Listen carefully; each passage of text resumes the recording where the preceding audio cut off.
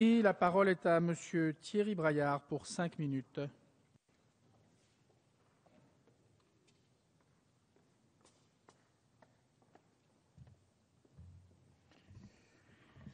Monsieur le Président, Madame le Ministre, la France ne pouvait plus continuer comme cela, avec une dégradation quotidienne de ses dépenses publiques, un déficit abyssal, un endettement bien trop important. Il est des mesures salutaires comme celle que le gouvernement a prise de réduire les dépenses publiques de 10 milliards d'euros. Cela demande des efforts à tous et cette mission, Médias, Livres et Industrie culturelle, participe à la maîtrise de la dépense publique. Aussi, certains opérateurs de la mission voient leur financement diminuer. Les 4 opérateurs que sont la Bibliothèque nationale de France, la Bibliothèque publique d'information, le Centre national du livre et la Cinémathèque appliqueront des légères diminutions d'effectifs. Il a fallu aussi que certains projets soient redimensionnés, car ils avaient été annoncés avec des grands effets de manche par le précédent gouvernement, sans que le financement soit sérieusement affecté. En ce qui concerne le programme 180 et la presse, notre groupe souhaite qu'en 2013, la réforme de l'aide à la presse soit approfondie. L'arrivée en force du numérique et de la presse en ligne, les difficultés récurrentes de la presse quotidienne régionale et de certains titres nationaux montrent bien la nécessité de maintenir le fonds stratégique pour le développement de la presse, ce qui est le cas du projet de loi de finances que vous nous présentez. C'est un effort important puisque la presse française est la plus aidée en Europe. Mais c'est sur ce point que les soutiens doivent être peut-être plus opportuns, plus maîtrisés. Le cas de France Soir est un cas d'école pour savoir ce qu'il ne faut plus faire. Nous vous soutenons donc sur votre volonté affichée d'améliorer la gouvernance du fonds et de mieux cibler les aides. Et le rapport de notre collègue Michel Francex est une excellente base de travail. Enfin, nous renouvelons nos inquiétudes sur la situation de Presstalis, qui a été, comme d'autres structures, comme d'autres sociétés, quasiment au bord du dépôt de bilan, un dépôt de bilan caché, reporté, pour une situation s'aggravant depuis des années, et il a fallu que vous preniez à bras-le-corps ce délicat dossier.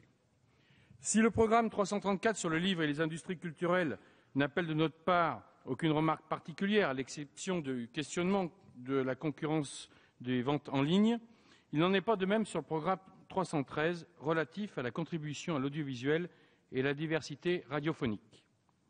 Il faut avoir un peu de mémoire et se souvenir du tour de passe-passe financier opéré par le gouvernement de M. Fillon en matière d'audiovisuel public et privé, qui a totalement modifié les règles publicitaires.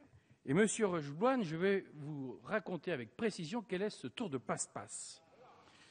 Eh oui, chers collègues, il faut se souvenir de cette décision applicable à compter du 1er janvier 2009, qui a accordé 3 minutes de publicité par heure de plus aux chaînes de télévision hertziennes privées, soit 216 minutes par jour de plus, alors que dans le même temps, la loi du 5 mars 2009 et les textes d'application supprimaient la publicité sur le service public après 20 heures, faisant perdre à France Télévisions 628 millions d'euros nets en 4 ans, soit 25,12 € par foyer équipé d'un téléviseur.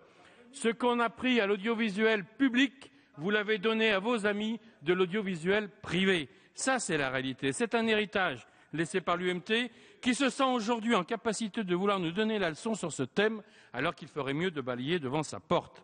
Le déficit programmé de France Télévisions implique la discussion autour d'un nouveau contrat d'objectifs et de moyens. C'est la situation dont, Madame le Ministre, vous avez hérité. C'est la raison pour laquelle nous sommes à vos côtés, malgré tout ce qu'on peut entendre dire sur certains bancs. Si nous craignons que la création en pâtisse, alors que c'est un bon savoir-faire du service public, nous pensons qu'il est temps pour l'audiovisuel public de rendre à France 3 sa vocation régionale et de s'interroger sur la vocation à donner à France 4, qui actuellement n'est pas satisfaisante. Enfin, nous pensons qu'il faut également mener une réflexion pour mieux soutenir les télévisions locales, tout comme on le fait pour les radios associatives. La méthode employée par le CSA pour l'attribution des nouvelles chaînes HD sur la TNT et le fait d'imposer aux télévisions locales de changer de canal en est une illustration et un léger scandale. Le CSA serait-il capable d'imposer à TF1 de prendre le canal 8 ? Je ne le pense pas. Enfin, et pour conclure, le programme 115 relatif à l'audiovisuel extérieur est en stabilité par rapport à 2012 et il permettra de financer la réforme de l'AEF avec les 2 rédactions distinctes de France 24 et de RFI, comme l'a confirmé Mme Marie-Christine Saragosse. Le groupe radical, républicain, démocrate et progressiste vous apporte donc un entier soutien dans une période où nous devons répondre à l'urgence et au présent, tout en préparant l'avenir. Merci. Merci. Je vous propose une suspension de séance de 10 minutes.